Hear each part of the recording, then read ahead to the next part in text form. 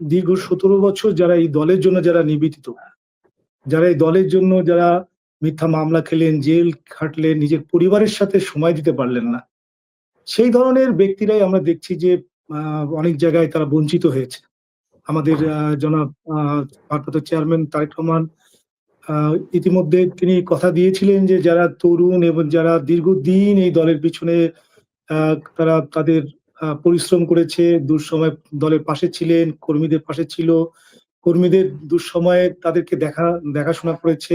সেই সমস্ত ব্যক্তিকে চিহ্নিত করেই তিনি প্রার্থিতা নির্বাচিত করবেন। এবং আমি যতটুকু জানি যে তিনি সারা বাংলাদেশে তাদের নিজস্ব টিম দিয়ে প্রত্যেকটা প্রার্থীর ব্যাপারে তিনি খোঁজ খবর নিয়েছেন এবং সেইভাবে তিনি রিপোর্টও দিয়েছেন তার কাছে।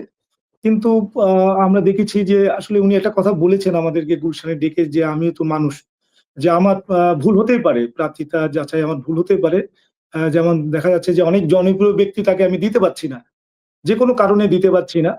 কিন্তু সেটাকে মেনে নিতে বলেছেন উনি, যে সেটা মেনে নিয়ে দলের কথা চিন্তা করে, আমাদের নেত্রী বেগম খালেদা জিয়ার কথা চিন্তা করে এবং দেশের কথা সার্বিক দেশের কথা চিন্তা করে, বর্তমান যে পরিবেশ সেই কথা চিন্তা করে তিনি সেই বলেছেন যে আমি যে সিদ্ধান্তটা দিব ওই সিদ্ধান্তটা আপনারা মেনে নেন, তাহলে আমাদের জন্য ভালো হয়, দেশের জন্য ভালো হয়, দলের জন্য ভালো হয়। কিন্তু দেখেন না, তারপরও মানুষ তো দীর্ঘদিন কাজ করেছে, তাই না? এই দলের জন্য যারা দুঃসময় কাজ করেছে, যারা কোনো ভয় পায়নি, জীবনকে বাজি রেখে কাজ করেছে, তারা তো প্রত্যাশা করতেই পারে এই দলের কাছে অনেক ব্যাপক। যখনই সে প্রত্যাশা পূরণ না হয়, তখন তার ক্ষোভটাও যদি ব্যাপক যদি না হয়, কিন্তু তার যারা সমর্থক, যারা দীর্ঘদিন তার দ্বারা উপকৃত হয়েছে এবং কর্মীদের পাশে ছিল, তাদেরকে সামাল দেওয়া একটু কঠিন। সেটা বিভিন্ন জায়গায় সেই কারণে কর্মীদের ক্ষোভের কারণেই আজকে বিভিন্ন জায়গায় গন্ডগোল হচ্ছে।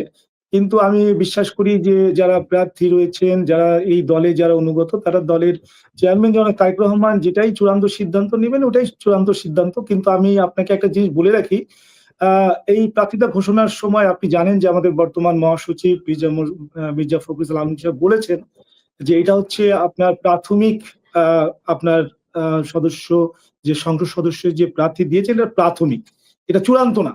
উনি যশোরে আসছিলেন, উনি এই কথাই বলেছেন, উনি জনসভায় যে এটা চূড়ান্ত না, এটা প্রাথমিক। তাই আমি বিশ্বাস করি যে জনাব তারেক রহমান অবশ্যই উনি এটাকে রিভিউ করবেন